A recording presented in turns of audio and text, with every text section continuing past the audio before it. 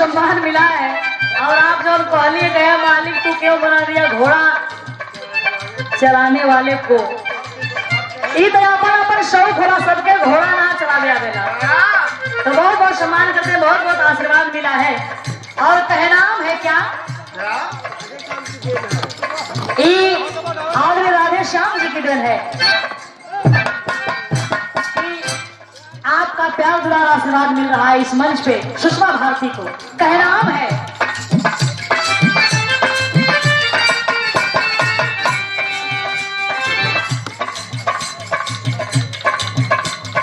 भाई भौजाई रोवे। आ जाए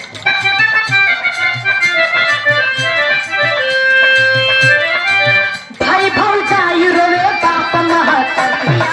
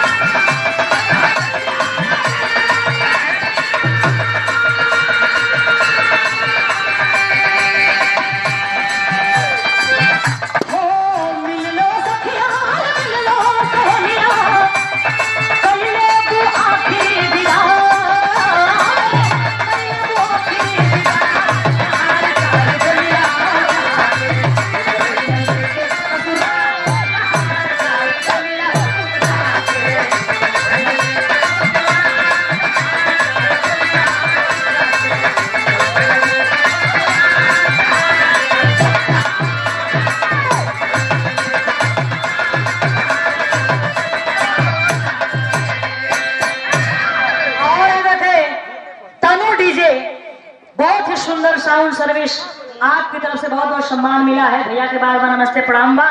और जहाँ ऐसा साउंड मिल जाला मन बड़ा प्रफुल्लित हो जाला। मिल लो सखिया रे मिल लो सहेलिया, कर लो आखिरी दीदार।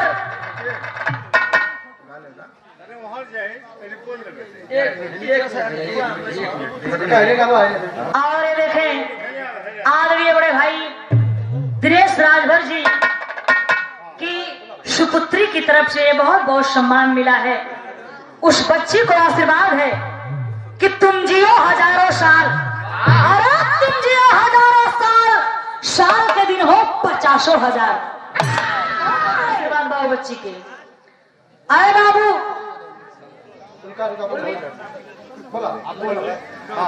जयपुरा काशी जी बात करे, वैकुंठे बात करे, जयपुरा जयपुरा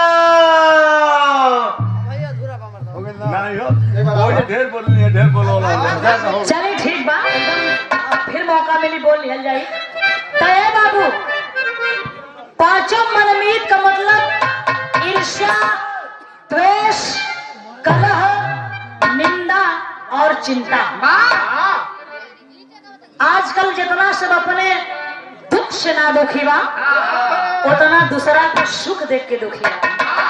क्यों कैसे हमसे इतना बढ़िया हो गई, कैसे वो इतना बढ़िया पहिरा तोड़त हुवन, खात पियत हुवन।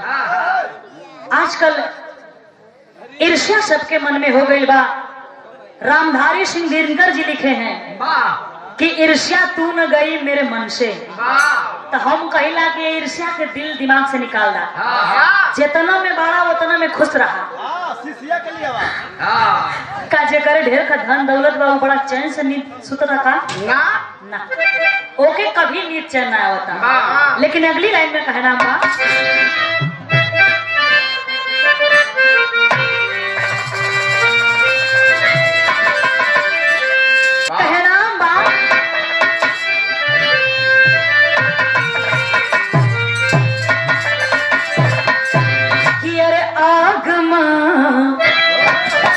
अथाह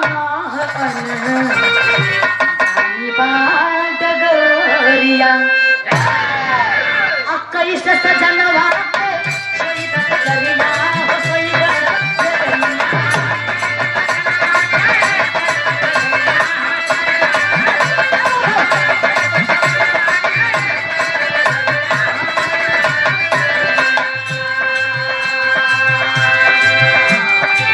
मारी मारी पूछिया मला मारिया रखिया।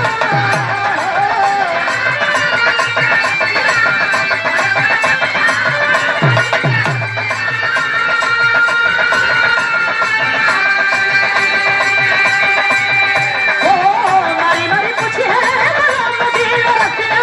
कइलू जीवनिया बेकार, कइलू जीवनिया बेकार। कहार कर बोलिया आके कइलू लेके ससुरा। कहार कर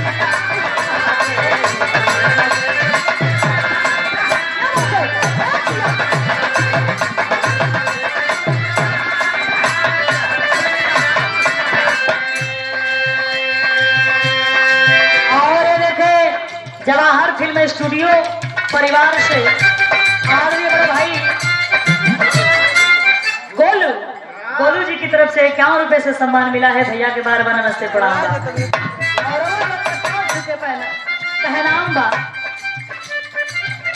अरे बाबू जब ई आत्मा रूपी दुल्हन जब वो परमात्मा रूपी दुल्हा के पास पहुंची, आज जब वो जिंदगी का हिसाब नहीं है बाबू आए चौबे जी, जब जिंदगी का हिसाब ना दे पाई है तो बड़ा दुर्गति हुई। तो लास्ट लाइन में कहना है, आप लोग गौर करेंगे हमारे कवि जी आदरणीय सूबेदार यादव जी एक समाज के प्रति बड़ा शिक्षाप्रद बात लिखले हुआ। कैसे